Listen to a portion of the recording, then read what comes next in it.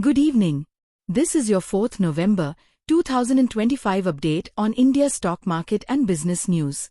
Kicking off with a major deal, Japan's largest bank, Mitsubishi UFJ Financial Group, is in advanced talks to acquire a 20% stake in Shriram Finance.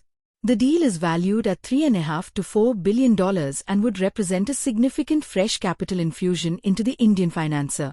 On the macro front, the Indian economy started the third fiscal quarter on a strong note.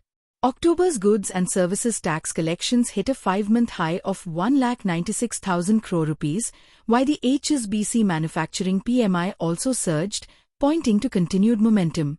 In market trends, a clear shift is underway in foreign investor strategy. Foreign institutional investors are trimming exposure to large caps while increasing their presence in mid and small caps. Separately, stock buybacks have collapsed by 95% this year due to new tax rules, reshaping how companies return capital.